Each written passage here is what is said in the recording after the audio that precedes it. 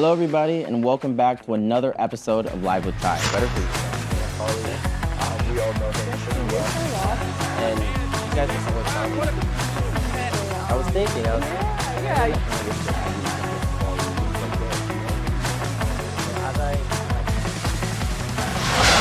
Live with Ty starts now.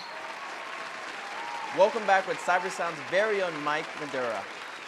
So at your time, now that you're with Cybersound, you work with, huge artists. Some of them are like Jaden Smith, Big Sean, Charlie XCX, Gucci Mane, my man, Rick Ross, Yeah. What's it like and what's their role in the company that you're at now? Yeah, so Cybersound is an independent studio. It's been in existence for like 30 years now in various different forms. But, historically, we're one of the bigger studios in Boston where major artists come, typically when they're touring.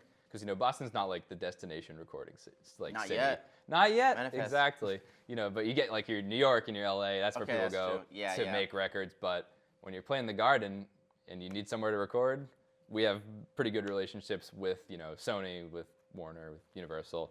And so a lot of times they'll send their bigger artists to us. To do that stuff. So Yeah. we're going to play a game here, given your experience in the music industry. Are you ready? Oh, here we go. Okay, let's do it. The game is called Lyric or Literature.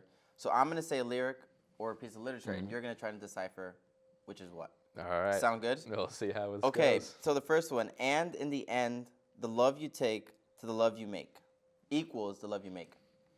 It's a classic Beatles right Okay, there. correct. Yeah. Okay, next one. Do I dare disturb the love song of the universe? Sounds more literary to me. Okay. You're correct I'll lock again. it in. Yeah, cool. Where's Okay. it from? Where's it from? J. Alfred Proof by T.S. Eliot. Oh, okay, cool. So the next one is stars, hide your fries, let not my light see my black and deep desires. Hide my fires, not fries. I was gonna We're not- say this isn't French a- fries. Yeah, this isn't a McDonald's commercial. Ooh, stars hide your fires. Yeah. To me, lyrics. That's lyrics. Literature. You want to Wow, know who? please You definitely tell, know yeah. this person, Shakespeare. Oh, no way. Yeah, Shakespeare. That sounds like some 2000s radio. Like. Yeah, dude. I mean, you never know. We might hear an edit of it one day, Who's to say? Last one. We rise and fall with the tides, wrapped in a moment like it's all we got. Lyrics. Literature. Really? Yeah, Oh, yeah, literature. Someone make a song out It's of that. called Wow. Live Like You Were Dying, Tim McGraw. Tim McGraw. Yeah, wait, He wrote a book? you were right. That's on me. Whoa. Lyric. Yeah, that was on me. Okay, guys, we make mistakes, Something that also has always piqued my interest is that when you're working with these big artists or actors, they have a personality about them. Some of them might always not be the nicest people, but sometimes they might be really, really nice. What's been your experience working with the people who at the very top of the game, like they are the headliners and whatever they do, compared to, some of the people who are trying to get there? Right. I mean, in my experience, the people who are already at the top of their game are some of the nicest, most genuine, Really? coolest people out there. The names I will drop, there was a project I was assisting on with Nile Rodgers Okay. and Cucurell, who Wow. produced for Rihanna, Beyonce. Oh my gosh, you gotta tell them to stop by. Yeah, right? Yeah, If come I on. had his number, I would, Same. But they were just like, they came in and just extremely professional, but extremely nice. They didn't boss anyone around, and they got right down to business. And it was incredible to watch them work and just see how their team ran. Everyone was so cool. They weren't stressing each other out, and they Yeah. weren't being, mean to each other or anything, which is something you find with people who are trying to make it or who think that, they've made it. Yeah. They tend to get a little bit of an ego, a little bit of, they can be hard personalities to navigate sometimes. Well, I want to believe you, but given the amount of people that we've hit up that are big time being like, yo, come have a conversation with me. I'm not the most inclined to be like, man, they're the nicest people. But, maybe one day when they're in your seat, my Yeah. mind will be changed. So I want you to role play with me a little Sure. bit here. So if I'm an aspiring young artist and I want to make it big, what should be the first steps that I take? Wow. Yeah, I mean, I think it's 'Cause simultaneously. You've worked with a lot of people. Yeah. You know what I mean? Yeah, So- right. I mean, I work with big names, but most of the people I work with aren't big names. They're, local people, local bands who are, sometimes they're trying to make it big. Sometimes they're just trying to have fun and be creative. And either way is great, but it's easier than ever right now to get your music out and to get people to hear it and to, you know, spam the gram, spam TikTok, you know, do all that stuff, and it does work. You have to have good music. Of course. That's really step one, but assuming you have something really worthwhile and something that's great and will connect with a lot of people. Like, social media is great. It's a really, I hate it, but it's a great, it's such a double-edged sword because, you know. Why do you hate it? You just get dragged into it and like, oh, I gotta do my daily post or else I'm not gonna get as many likes on my next, you just get like bogged down in the numbers a little bit. Do you feel like that enhances the creative journey for some of these artists, or could they be too bogged down with the numbers? No, yeah, it destroys. I've great people who make great music, just try to do social media for themselves to like get get their music out there to people, and it just like saps your energy. You don't want to do it. You don't want to like be creative. The last thing you want to do after a great day of writing music and recording music is go home and plan out 100 social media posts to like roll out your project. Like, why I think that's the first person that people should hire if you're looking to get, you know, like a more professional like rollout of your music. What, social media manager? A social media manager, or even just, you know, like a general like manager type person who can help you do. They can do merch, they can do your social media, they can do like your branding, like that kind of stuff is. Would that fall within the terms of like an agent? Or yeah, I mean, an agent, like typically an agent is someone who just tries to get you work. Okay. But yeah, like a manager, or yeah, even social media, someone who knows marketing, that kind of stuff. Call your friends. You probably got friends in school who do. I got a couple. Exactly. Yeah, and reach out to those people, because those people are going to be the ones coming up with you. That, you know, if they're good at what they do and you're good at what you do, like, keep it going. What would you say is maybe the most underappreciated aspect of the music business right now? I think for me personally, it's actually like working with smaller artists. How so? I think kind of like what we were saying, those people are the ones who are putting passion into what they're doing, the ones who are, you know, on a budget, but they really want to exercise that creative outlet. It's some of the most rewarding projects I've worked on have been with those smaller artists, because you get to realize someone's creative vision. And I mean, a lot of times their dream, and if they're making their first song ever, that's something really, really special.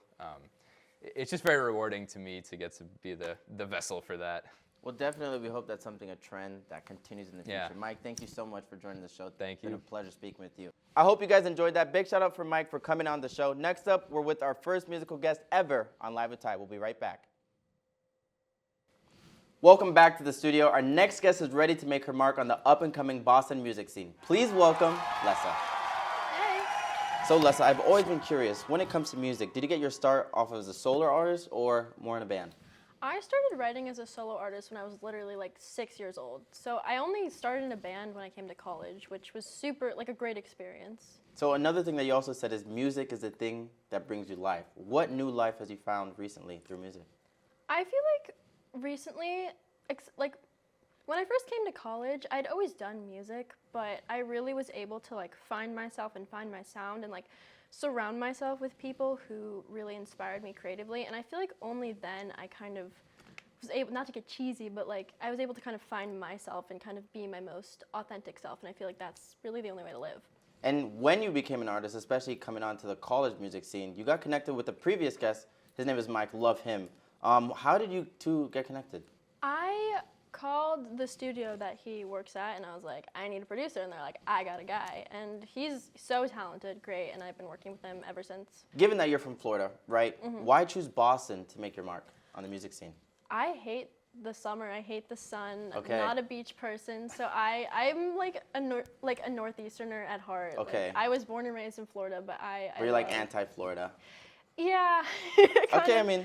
Yeah, I mean, listen, I think it's a great place for vacation, but I've always wanted to live in the Northeast. So I thought Boston. I love the city of Boston. I think it's like has so much culture and it's so charming and there's lots of history. So I've really enjoyed living here. And we love you here. That's the most important thing. So Thank you. one thing that I was thinking, I was watching a couple clips of your song for the plot. It kind of reminds me a little bit of Olivia Rodrigo, a little bit. Yes. You know? Yes. Am I crazy for thinking that? No, or? no, you're not. That's totally true. I think Olivia Rodrigo was a big inspiration for me when I wrote that song. I feel like more recently, my style has kind of evolved to be a bit more like singer-songwriter, not folk, but some folk like influences. But when I first started writing, like first for the plot was one of the first songs that I had like put out after Orange and Blue, which was like the first one I ever really like recorded and put out. And back then I was very like Olivia Rodrigo, like synth pop, and I still love that. But I think like your sound evolves as you grow up. Dude, of course. I mean, that's what artists are for, always evolving, always changing.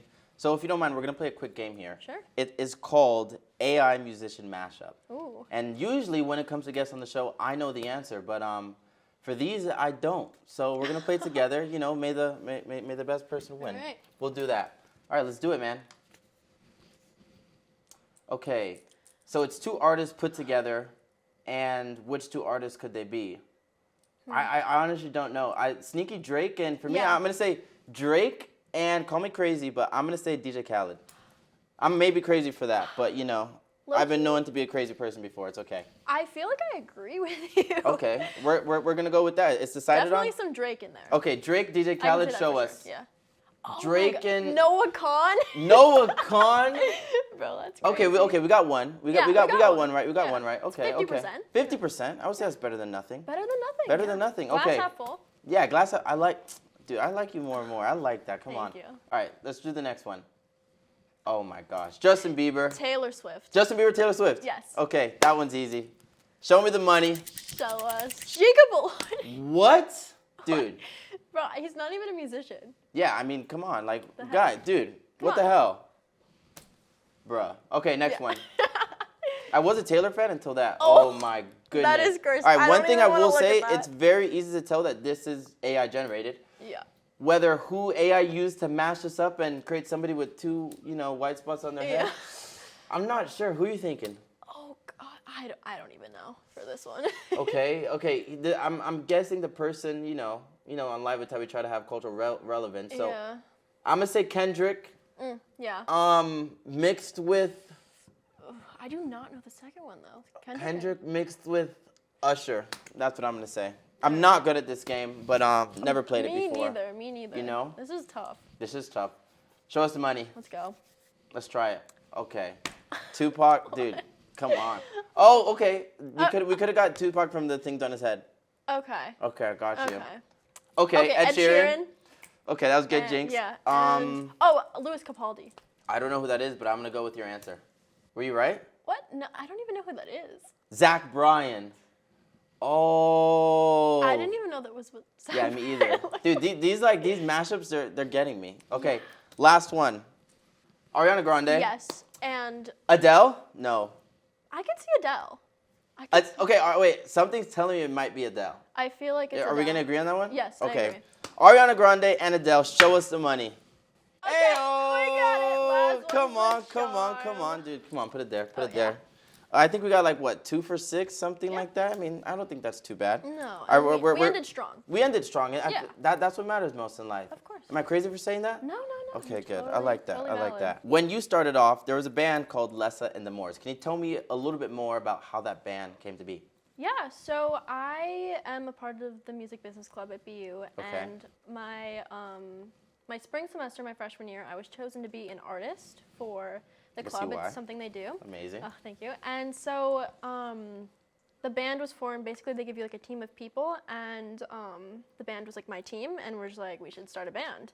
And it was actually funny. We were at a house show, and this random guy was like, "Oh my God, like Lessa and the Moors would be such a funny name." And we're like, "It actually would." So we kept it, and we played under that for a little while, and it was so fun. And I still play with them, and they're awesome. And I can see where your name like ties into the band Lessa, but you Yeah. have to tell me the more part. So like, I looked it up. I didn't really see anything. I was like, okay. you know, like less is more, like the saying. So Lessa and the Moors. Play you on know? words. Yeah. Mhm. That is brilliant. That is brilliant. So when it comes to aspiring artists, what's the moment in your career where you feel like you've made it? I feel like either playing a gig at like a larger venue, I would say like a mid-sized venue. Like I really want to play like even like a Brighton music hall. Yeah, you could like, dream with me. You know, House of Blues. Okay. You know, Manifest I could see it. that. Or Okay. just like, I am putting out an album. Yeah, called Jaded, Okay. and I want people to listen. That's really my, you know, I'm not, you know, I just whatever happens happens. I just want people to enjoy my art the way that I enjoy and love my art. You said you have an album coming out, Yeah. and this is it. This is Jaded, everybody. And you're actually gonna perform a couple songs for us. I am. Can you give us a sneak peek of maybe which songs we can expect to hear? Yeah, so we're gonna be playing Sirens, which is actually a song I wrote with my band, Lessa and the Moors, and I'm releasing it on the album. And then the first single off the album, which is out now, also called Jaded. If you can't tell, I'm buzzing, man. I can't wait. First musical guest on Live with I'm Ty. so excited. Come You on, have it's no gonna be idea. so great. Thanks so much for coming on the Yeah, show. thanks for having me. Performing 2 songs from her new album, Jaded. Please welcome Lessa.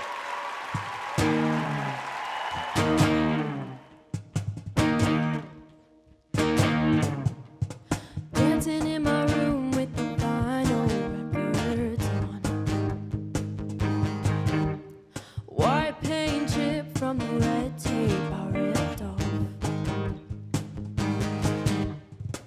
So many faces that are haunting me.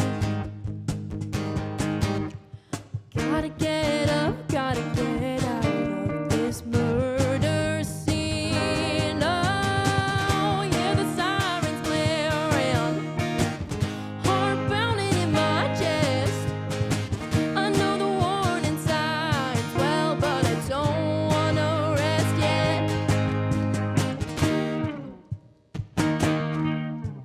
Running down the street in my warning high tops. Everything's so bright and I don't want it to stop. So many voices screaming in my head. Gotta get up, gotta get out of this bed I made. Oh, hear the sirens blaring, heart pounding in my chest. I know the warning signs well, but I don't wanna rest yet. You never understood it. You never felt like home. So you say I'm a ray of sunshine. You're the storm.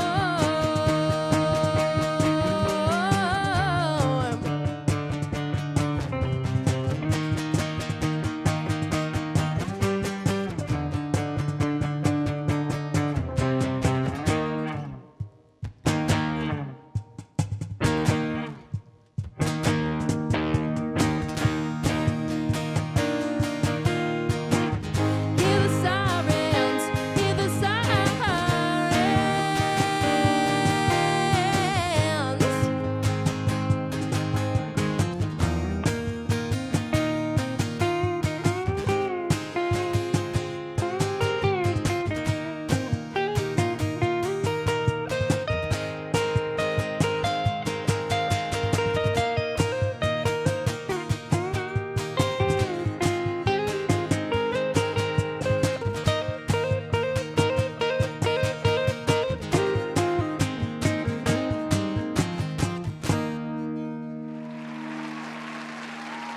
Thank you.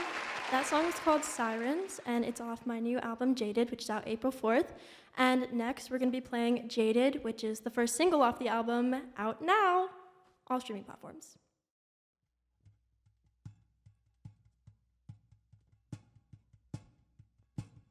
Too young to be jaded, too old to be naive, too strong to give in. I don't know when to trust something.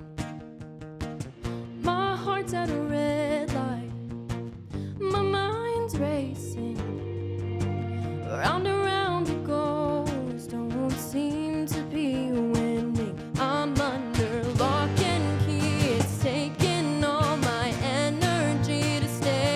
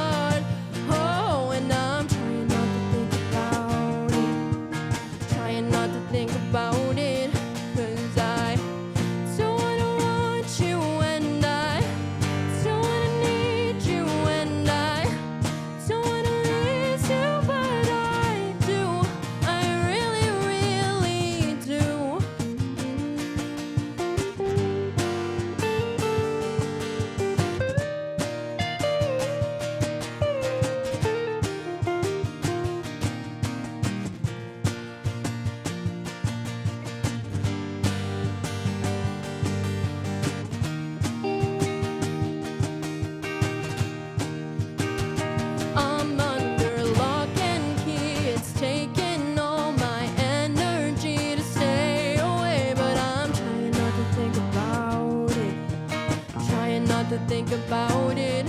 Now I'm falling fast, no safety net to catch my heart.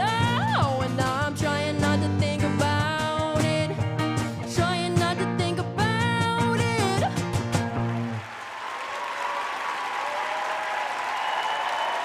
That was awesome, guys.